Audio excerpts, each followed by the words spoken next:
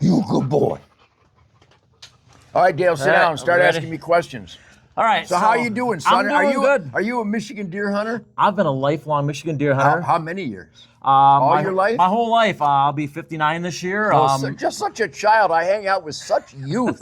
It's good to hang out with youth. I enjoy this because, I mean, man, you've been part of my whole life and my whole family's life. How about outside? Are we recording right now? Yep, we're recording. This is important. Mainly just go on for this This camera is right here. important, spontaneous stuff. So you're a Michigan deer hunter, so we're already blood brothers. Yep. So we share a powerful spirit. But let's say we weren't Michigan deer hunters. Right. Have you followed the ultimate soul music soundtrack all your I life? definitely have. My oldest brother, this is where I got introduced Stop to. and think of the connection between the Spirit of the Wild, Fred Bear, Michigan, November 15, the rut, and then it's accelerated and intensified.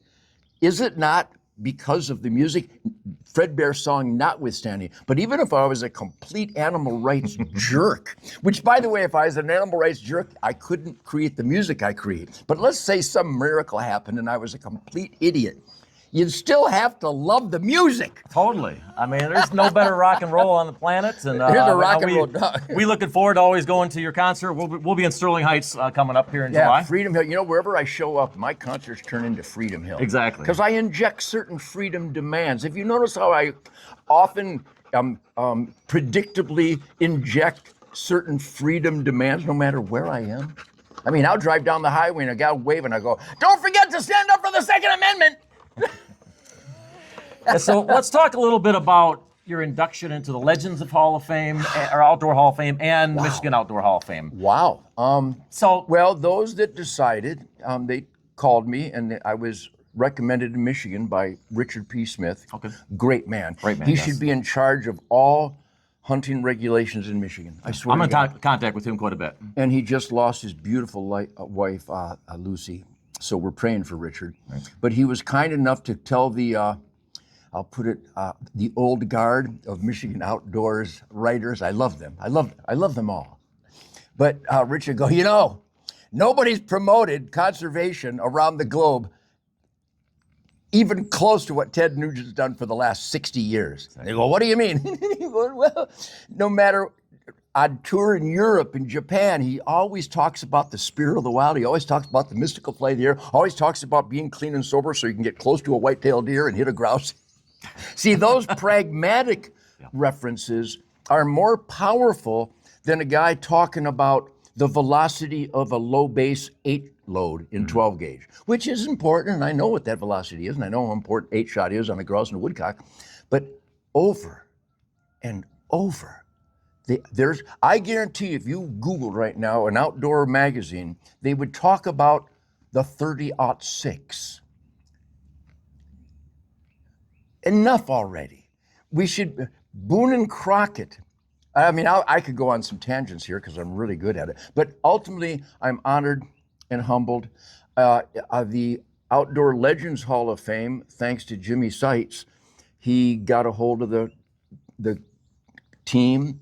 And he said, you know, I've been watching Ted Nugent all my life, even as a rock and roll fan. If he's talking about his new album, he talks more about conservation. Yes. And so he said he should be in the Legends Hall of Fame. And I'm honored because if Fred Bear's there, I'd love to share that campfire with him. But I think it's all of our job in a world that's gone really ugly. There's such thing as an animal rights scam. Well, they get a lot of press. Our side doesn't, so I made sure I turned the tables whenever I had a podium, an interview, a concert, a round table. You've seen me all my life do that. So I'm honored. They named me Outdoorsman of the Year. Awesome. And I probably am because I'm the only guy who shoots squirrels for his dogs every day. But I am an outdoorsman. And I promote it and celebrate it. I don't keep it to myself. You've read it all your life. Well, we're loners. Well, that's counterproductive. So loners don't promote what they believe in while there's unlimited forces lying about what we believe in. You've watched me, Pete, all my life. So Outdoorsman of the Year, all right, cool. I will earn that. Legends of the Outdoors Induction Hall of Fame, thank you. Down at Bass Pro, Johnny Morris and the team. And Michigan Outdoors Hall of Fame, thank you. I'm honored, I'm humbled. I accept it on behalf of you guys.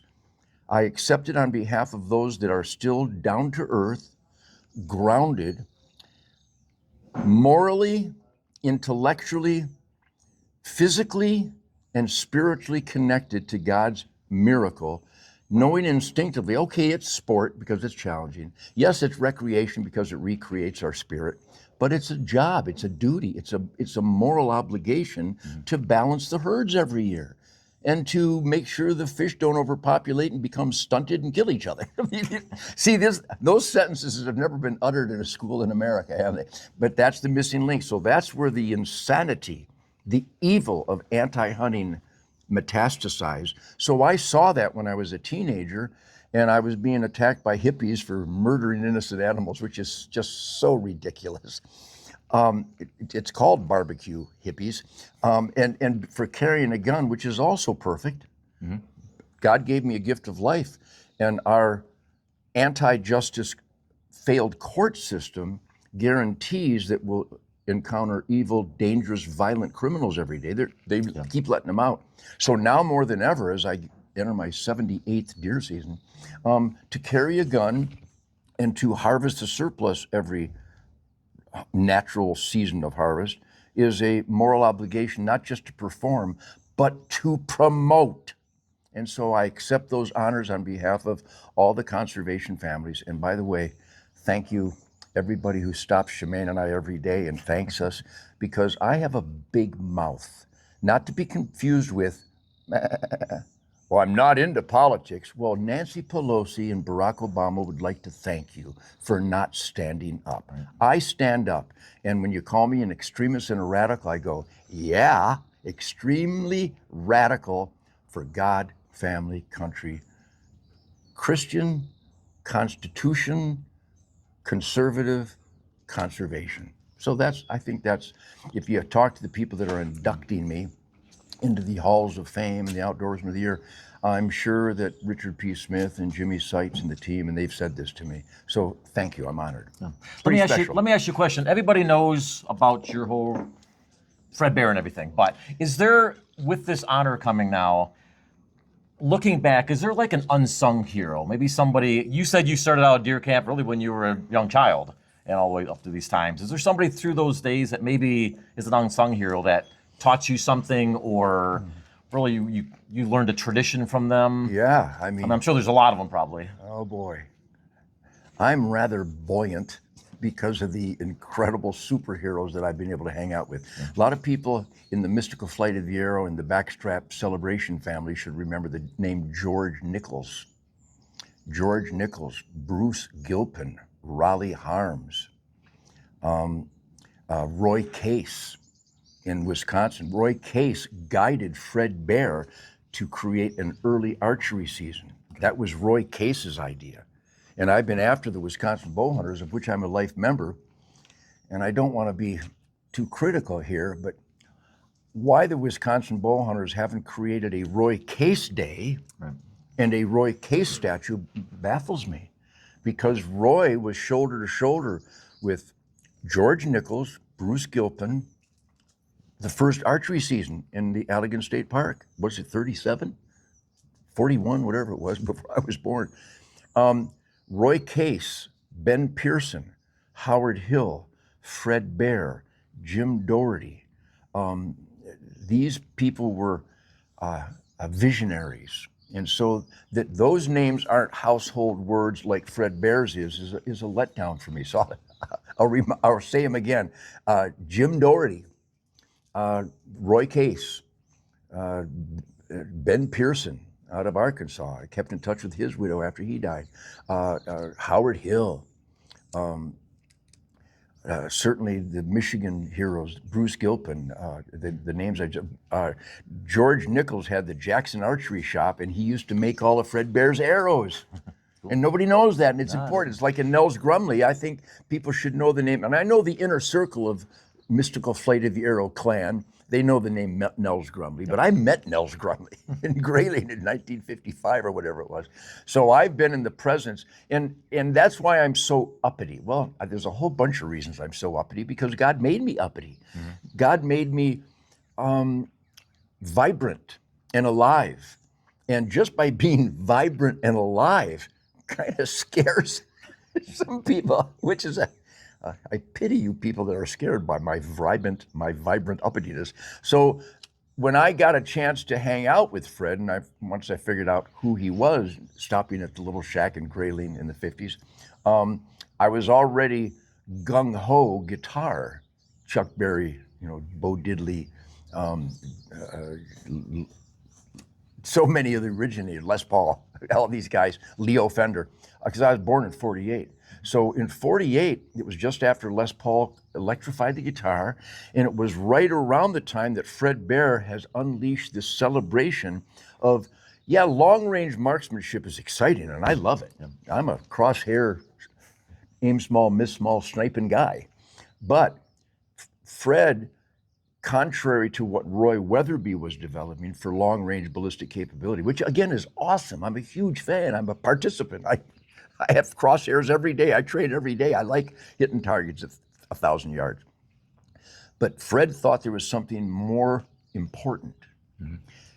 The challenge and difficulty getting within bow range, and he said it in a lot of his promotions, will teach you more about our relationship with wildlife and deer hunting than a lifetime of stretching the range out. And again, I'm not criticizing stretching the range out. It's awesome. And quite honestly, without us gun hunters, I'm a gun hunter, I kill them with my Bronco because there's too many. But anyhow, that intimacy of understanding the accountability of a cautious step and wait.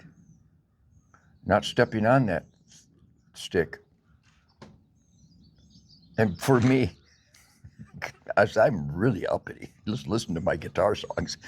So I think it was more of a challenge for me to slow the hell down and understand my place in nature, because I was already high velocity rock and roll concerts 300 days a year.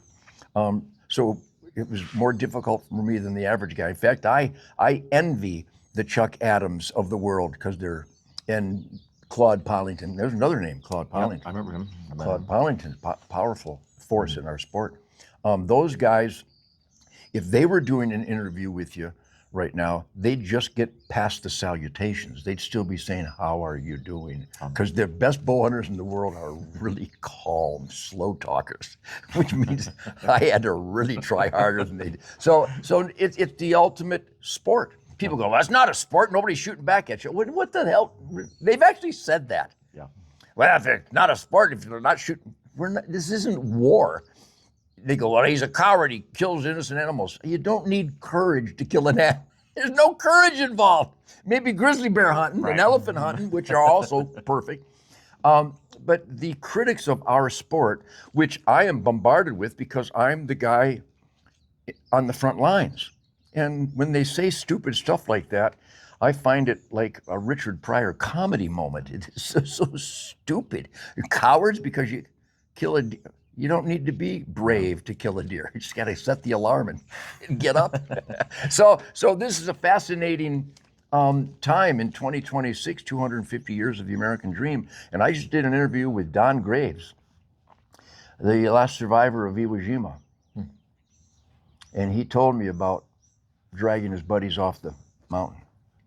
And I've had these conversations with these heroes all my life, since the Amboy Duke, since the mid-60s, because these military veterans would seek me out because they'd hear my interviews talking about the Second Amendment. They go, "Well, that's what my buddies died for. They died for the constitutional guarantees." And they go, "This hippie-looking rock and roll guy, kind of a crazy guy, is talking about why my buddies were willing to die." What an incredible American point. So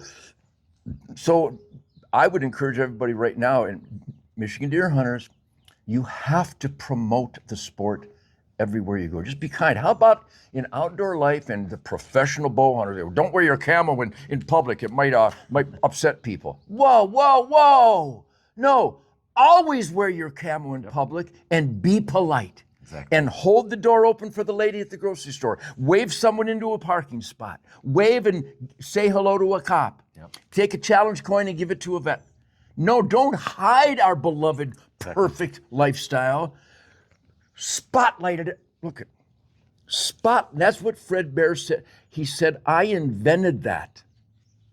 He said, thank you. No one in our sport ever talked like that you should always wear camo and an NRA hat and celebrate the things that are being attacked that happen to be perfect. Hunting perfect, Second Amendment perfect, conservation perfect, outdoor nature lifestyle perfect. So why would you?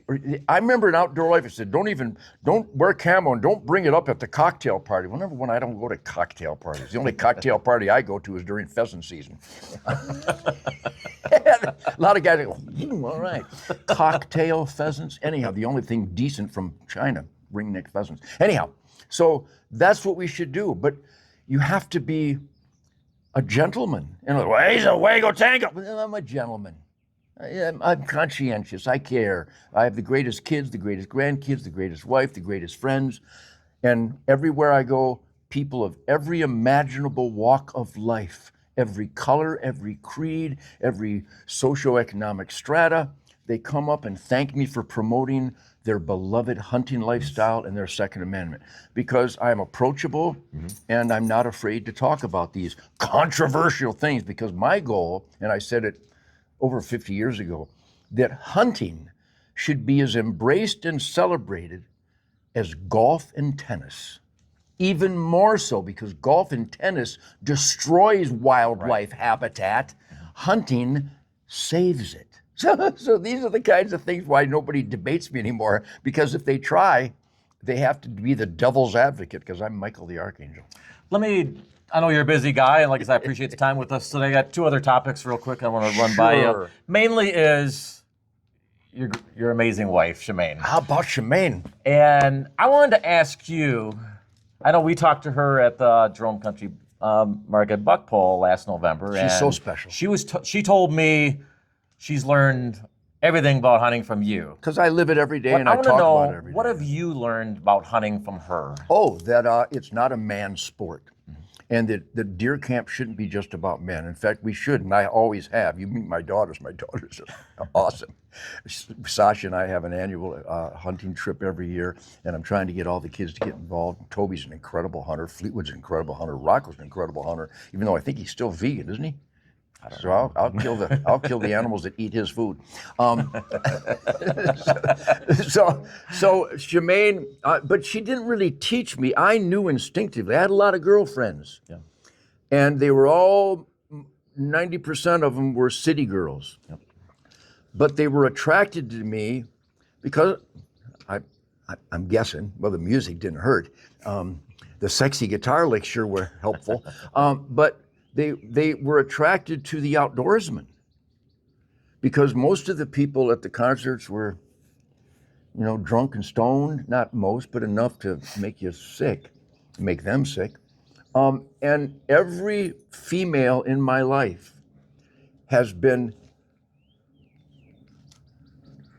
obviously interested in my bow hunting, in the archery and the venison. And the procedure by which the two are connected. But Shemane, who I married 37 years ago, she is the epitome of the promotional image, a beautiful image, a smart image, an articulate image, a knowledgeable image, because she had never touched a bow before we met in 1988, October 3rd. And she had never even really considered hunting, but she was propagandized by the anti-hunting media, so she was uncomfortable with the idea of taking her life until I pointed to the ribs on the barbecue and said, well, that's a dead one. You got a dead one right there.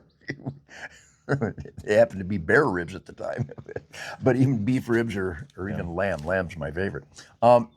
She instantly understood the cause and effect and the accountability we are obligated to. Yes. That we're eating food that has eliminated life, especially vegans. Yeah. Vegans kill more stuff than if I traded my bow and arrow in for an A10 warthog, because the farmers that create salads kill everything. Not most things, not a bag limit, not a season limit. Everything needs to die for your salad. Every snake, every turtle, every frog, every shrew, every gopher, every ground squirrel, every rabbit nest. I need to get that plow and that disc and just kill everything. She wants some vegan lunch.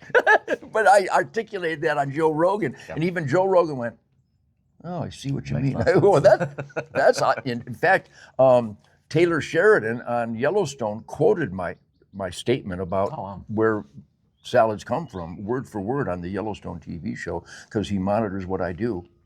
And this is the truth, logic, and common sense that Shemane delivers in such a special way. I support my hardcore delivery because this isn't a discussion, it's a war. If you're against hunting and nature and God's creation, I'm not going to be cute, I'm not going to be gentle. I'll be articulate and gentlemanly, but you don't fight fire with a booger. You don't bring a doily to a gunfight. I bring an A10 warthog to a dumb fest. That's such a great statement. An A10 warthog to a dumb fest. Look it up. But Shemane delivers it to anyone who might not be attracted to my Ted Nugent style of delivery, which again is why I'm in the Outdoor Hall of Fame. It's why I'm the outdoors, because this is not a counterpoint argument. This is war against people that would end a nature relationship. Yes. So I took it like that, and I attack it like that. But Shemane is so effective. She has a real America's voice, faith and freedom. Just the fact that her podcast is titled Faith and Freedom, and on our SpiritWild TV show for 37 years, The Queen of the Forest, women watch this beautiful, dainty lady with a 30-pound bow killing wildebeest and kudu and zebra. And the average propagandized, brainwashed individual go, "Why would you shoot a zebra? It's a striped deer." You have to manage zebra just like you manage elk. It's just a little prettier. We don't gauge value based on pretty.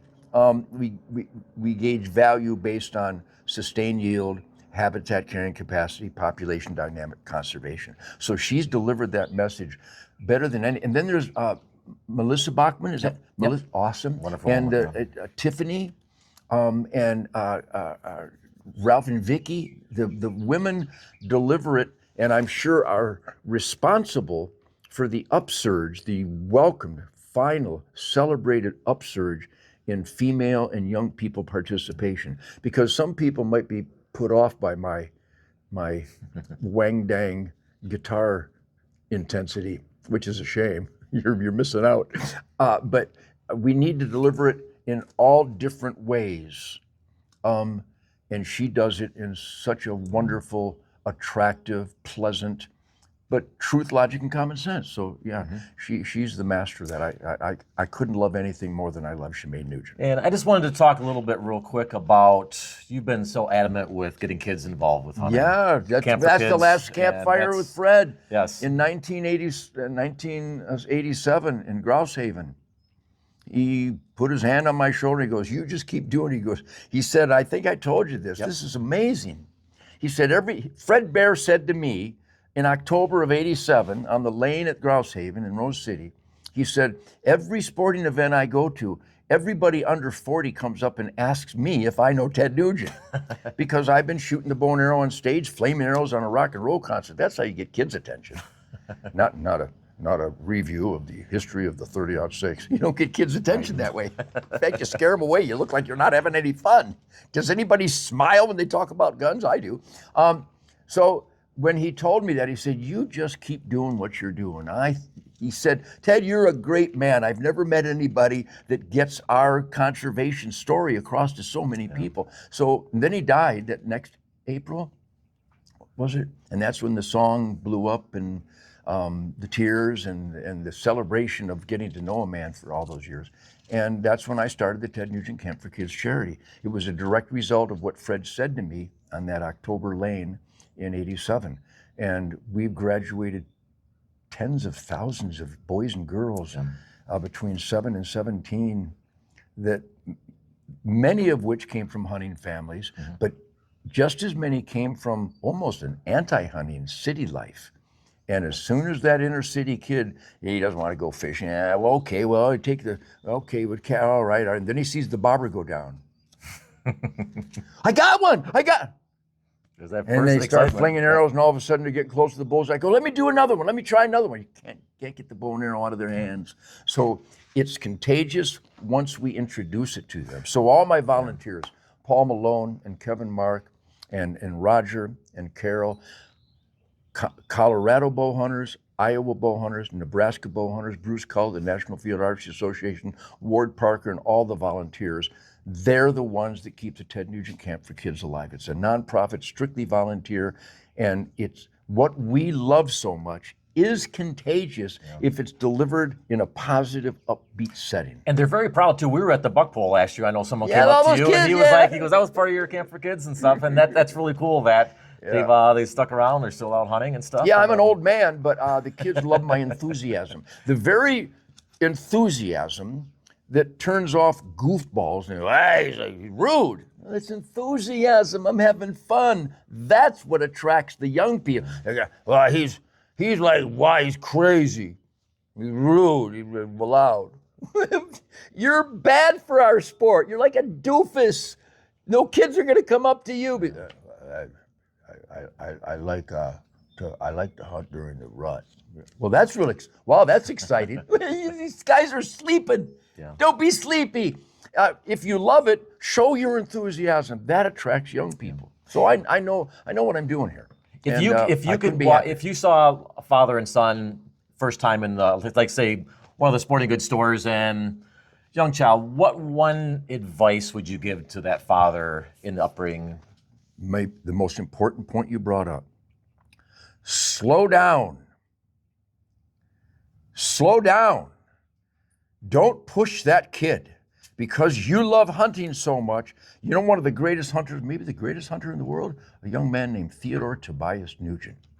Because I said, Toby, you want to go? No, Dad. I go, okay. And I come back all excited and help me drag a doe out of the swamp in Concord. This is exciting for a young.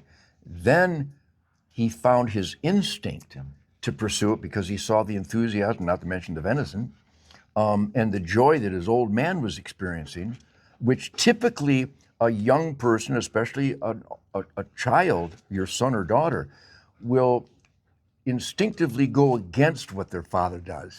I don't know why that exists, but it does exist, right? Well, I see some of these TV shows where the father's going, no, not yet. Here, let me turn your scope down. I can't see anything, Dad. Well, you can't see anything if you're that far from the scope. And here, let me take the safety off. Not yet. Wait, hang on. Not yet. Oh, no, wait till you turn. Let him turn, bro. What is he doing in the deer stand if you're now just teaching him the fundamentals? If he doesn't know how to take the safety off and not go click, go. Big difference. Yeah. Pushing a click, that deer in a Michigan, he's out of here if he hears that click. There's nothing scarier to a deer in Michigan than the sound of a metal click. Yeah. So go slow, and most important,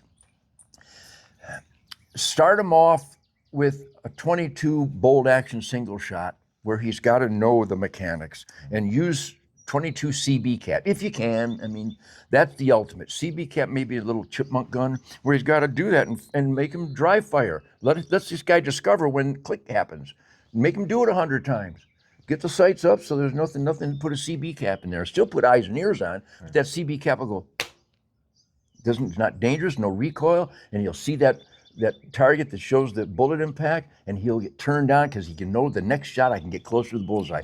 Go slow and easy, but just because he can shoot a 22 bolt action at 20 yards on the range doesn't mean he's ready to go deer hunting yet. And if it's a bow and arrow, my God, if anybody draws a bow like this, that ain't bow hunting, that ain't archery, that's weightlifting. That kid, Mike Morelli's, God rest his soul, managed Cerrito safaris on the Kennedy Ranch. Talking about heaven on earth. His little boy, Mike Jr., was 6 years old, and Mike had the state record of non-typical, which is awesome. But on the Kennedy Ranch, you can kill them with a baseball bat. My favorite deer in the world, they're not afraid of anything.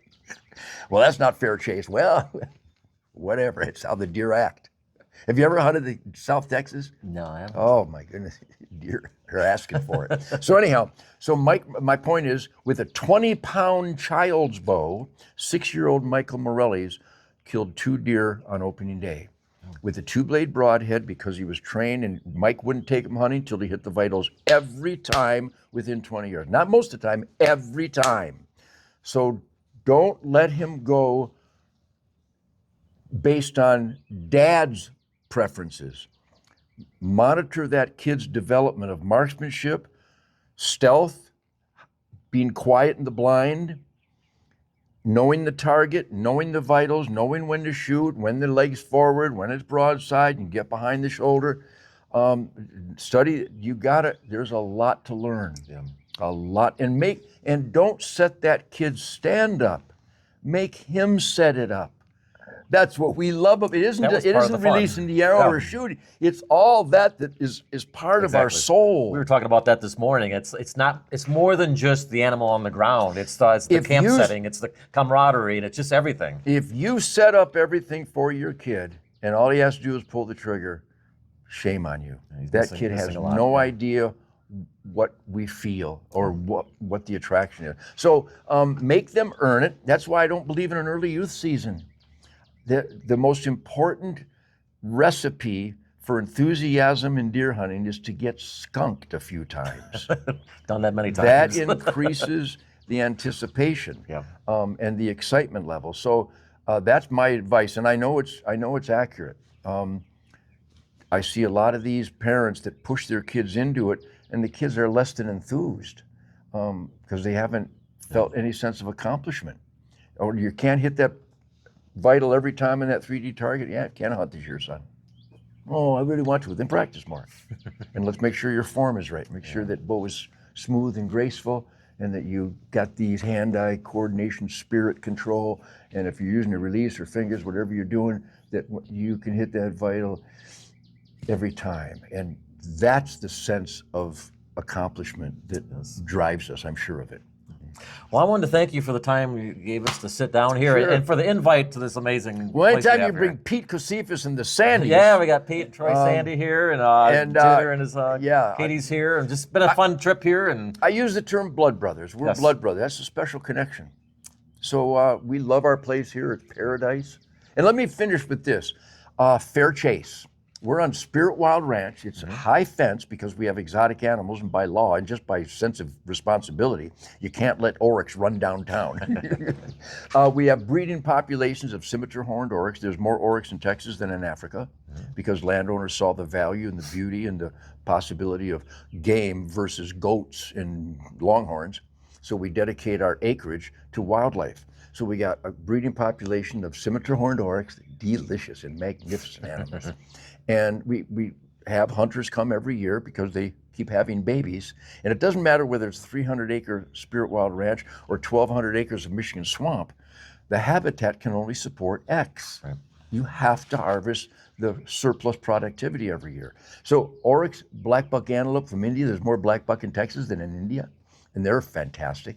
And axis deer from India, there's more axis deer in Texas than there is in India. We have Saika deer from Formosa in Japan, breeding population. We have fallow deer that Jackson just had that magnificent antler. We have a lot of white-tailed deer, hogs, turkey, quail, and pheasant because I buy them and put them here. And they're wild. We saw a couple pheasants yesterday. It's like 1970 all over again. It's just fantastic. So anyhow, my point is that quit with the canned hunt insanity. You people are insane. I hunt the Manistee National Forest. You ready for this? This is going to blow people's minds. This is a beautiful big fallow, magnificent bone, huh? We got a lot of magnificent stags. So anyhow, I hunt the Manistee National. Well, he's a rich guy, gets to hunt his private ranches and deer farms. I hunt the Manistee National Forest. And you want to know, I kept records. I kept a journal for almost 40 years.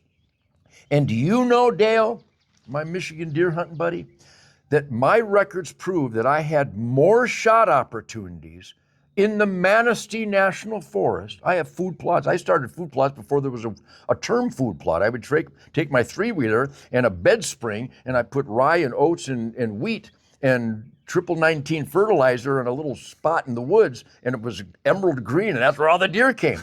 I would have more. This is going to blow people's minds because I hunt every day. Okay? I hunted today. I'll hunt tomorrow. I got a squirrel this morning. Jackson's the greatest squirrel hunter. I hunt every day. I monitor my deer every day, even before trail cameras. And I don't use trail cameras to pick a spot to hunt. I use the wind and the sun and observations. I walk my deer ground every day. I had more shot opportunities in the Manistee National Forest than I did on my Sunrise Acres high fence. So is it you don't like easy deer? Because then we'd have to shut down South Texas. We'd have to shut down the farms next to the Illinois Forest Preserve because those are easy deer.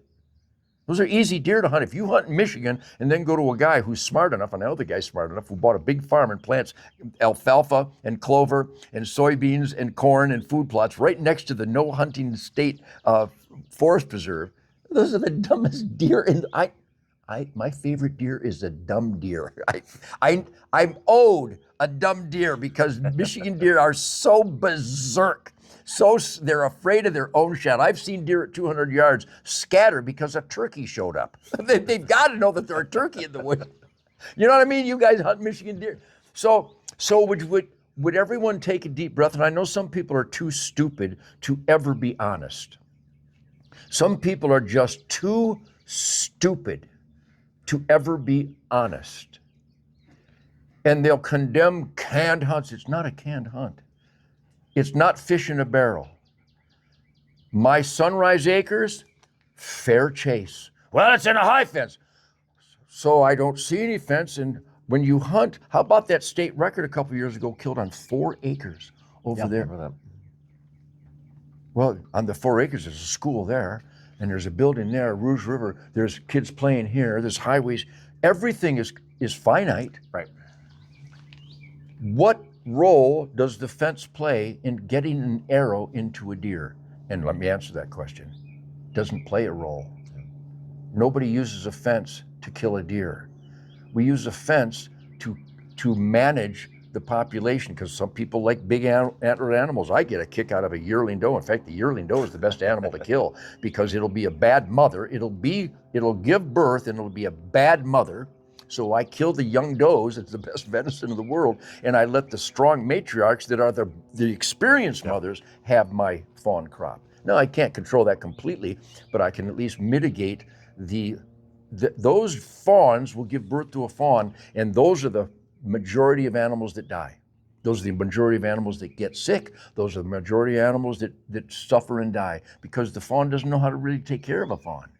Now, some do, but I don't know if there's any biologists out there that know this, but I know this because I walk my ground every day. And when a fawn gives birth to a fawn, sometimes it's just a bad mother, especially if it's a cold, wet spring.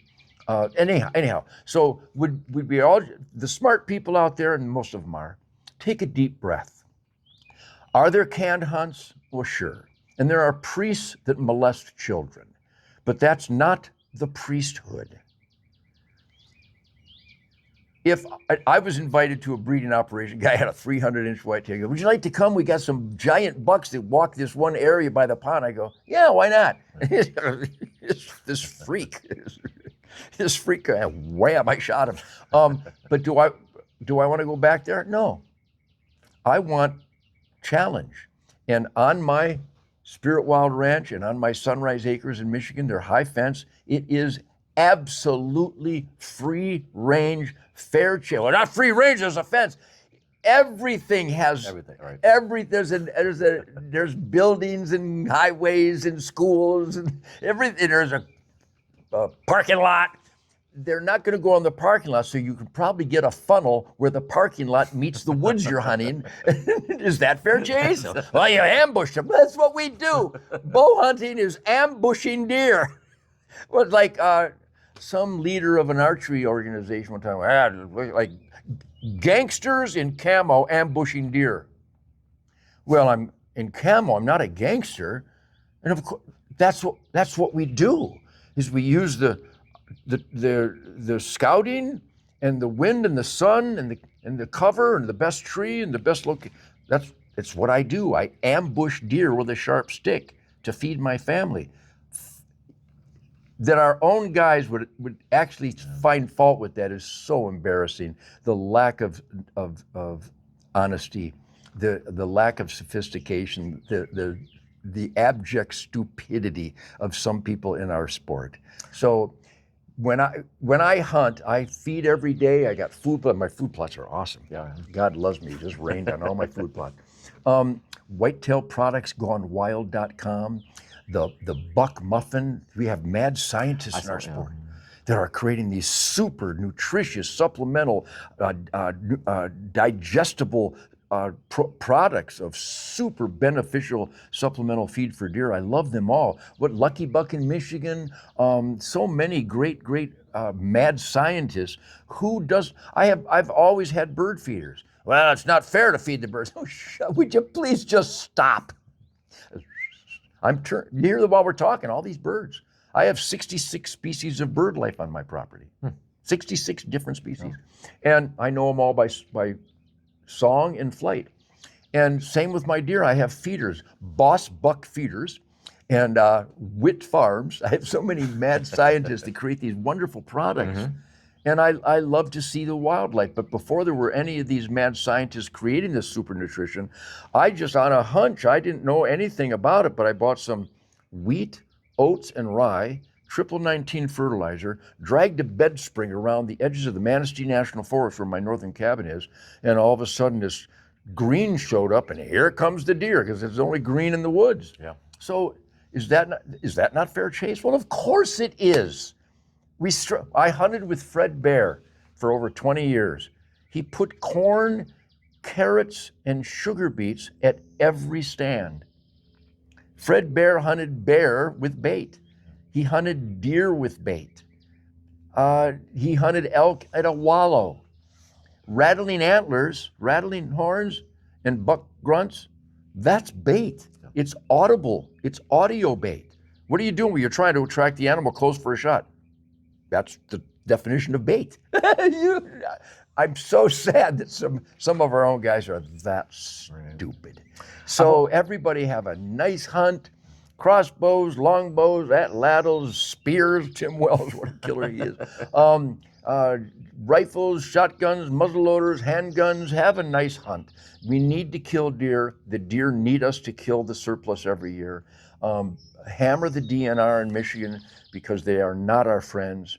They are violating their own law of science-based regulation. There is no science-based regulations. There aren't any. And if you want to debate me, Chad Stewart, or any of you NRC people, Becky Humphreys, come on my Ted Nugent Spirit Campfire podcast and explain the science behind bear hunting, but you can't have a bird feeder in your yard. Oh yeah, that sounds like a balanced herd to me. It's just embarrassing. Michigan DNR embarrasses real conservation families, and we're really fed up with it. So get more active. Speak up. We don't need a 1 buck rule. You can kill 3 bucks in Iowa and they shoot some big bucks. If you want a big buck in Michigan, wait for one. Hunt the first week of November as hard as you wait for your vacation time, the first week of November, maybe the second week in November. That's when the bucks are going nuts. And everybody there are big bucks all over Michigan. There are. Every year at my page, I continually get more and more big deer pictures, some really, really nice bucks. But if you want a big deer, I would recommend you leave the rest of us alone. You're not in charge of our happiness. You can't possibly think that you can tell us what is a trophy. And again, I've said it before. I have a button buck, a big one. I have a button buck on the wall of my cabin. That is a trophy, and I can tell you how much the Corlock ammo cost at Luke's Corner. I can tell you what I was wearing, which way the wind was blowing, at Herman Survivor's boots in the Manistee National Forest, November 15th, an hour after sunrise. I shot what I thought was a doe. I had a doe tag, and it turned out to be a button buck. I had it mounted. Yeah. It's To me, that was a moment of infamy. Then the next year, I got my first doe with the bow, and it was a yearling, about 80 pounds. That's mounted. That's on the wall. So who could possibly be so nasty to tell anybody else what a trophy might mean to us? Shame on you. We don't need a $1 rule. In fact, I think we should be able to shoot more. Because if you shot one up in the Porcupine Mountains, how does that affect the deer herd in Wayne County? Of course it doesn't. So if you want to, nobody goes across the straits anymore because the wolves and the bears and the winters kill more deer than the hunters do. And Richard Smith can tell you how to make that right. But anyhow, Michigan used to be the #1 hunting state, and now thanks to the bureaucrats, it's an embarrassment. The law says you have to let a ribeye in the sky rot in the field. Shame on you, DNR. Shame on you. Every other state has laws against wanton waste. In Michigan, it's the law to waste a ribeye in the sky. Shame on you. But for the record, I shoot sandhill cranes and I eat them. Take me in front of a jury and I'll eat your lunch. Shame on you. I've kind of looked at if you're doing hunting right, your first deer till however old you are, the deer you took last year should have the same excitement. And it does. You can tell if you're doing hunting, and that's what you're doing it right. Yep. Yep. And I think because of my rock and roll escape and my media pounding the evil communists that infest our government and our society, I fight these evil forces, and then God rewards me with a 4-hour silent tree stand. I will be in the tree this afternoon. There's hogs and there's exotics. And there's varmints, there's mountain lions and gray fox and red fox and coyotes and bobcats, and I hunt them year round. And so I hunt every afternoon, and I'm really, really uppity. I know I'm uppity. I like uppity. I like enthusiasm. But boy, do I magically absolutely shut it down. Now I keep that radar on red alert, but I breathe easy. My mind is clear. I do have some musical moments. And I think about what's coming up, but mostly the spirit of the wild. Yeah. It cleanses the soul. Yes. And I think that's the goal. And that's been my goal the whole time, really, with the hunting page. I just really want people to experience what we experience. Yep. And, good for you. Thanks for doing that. Thanks for creating Michigan Deer Hunters. Thank you. And meanwhile, the world's greatest shed hunter, Jackson Nugent, Jaxon. I have the greatest hunting dogs. Well, you got to definitely let us know what's going on, or continue with the time-wise with the Hall of Fame and everything. We're definitely you should be there. I don't know. Yeah, that's what I'll say. We want to make sure we'll be there. Because you guys should all be there. Yeah, definitely. We'd love to do that. Very, very special day. I'm going to play Fred Bear, and I'll probably play I Just Want to Go Hunting, and the song My Bow and Arrow, which people are always contacting me and thanking me for those musical representations of their love of this lifestyle. So yeah, it'll be special. I look forward to it. On August 8th, I'll be at the Bass Pro Shops in Springfield, Missouri, being inducted into the Legends Hall of Fame and given an award for Outdoorsman of the Year. It's so cool. Yeah. And meanwhile, I'll probably just say when I accept the Legends of the Outdoor Hall of Fame and Outdoorsman of the Year and the Michigan Outdoor Hall of Fame, I'll probably look in the camera and go, "Hey, Rock and Roll Hall of Fame, fuck you." You can edit that to your hey preference. That's why we love you, Ted. Yeah, you got a lot of fans. I know my page loves you, and I know we all love you. And we once again are thankful for your invite. You and bet, Shemane man. Coming You're in. We really welcome, appreciate Bill. it. You bet. Anytime you're with the Sandys, you're all right. right. We want to shout out Troy and his son. Pete's here with us, and we just really got a lot of good guys around us and girls, and we're just glad we could. Yeah, we're signing guitars. Today. We're signing guitars for charities. We're signing stuff for different charity organizations. So I got to get back at that. I just saw Bob drive by with a whole bunch more guitars. Okay. I signed these guitars for children's charities, military charities, law enforcement charities, a lot of conservation organizations. So that's what I do. I do it every day. I autograph stuff every day. People value it and they make donations. Awesome. And then we go kill a squirrel, don't we? Thank you for everything, Ted. You bet, man. Godspeed the Blood Brothers. Awesome. Thanks You again. get him, Jackson, man. Thank you, Ted. Jackson, you All right. get him. We can end right there then. Good. Thanks again, Ted. You bet, man. Appreciate it. See you.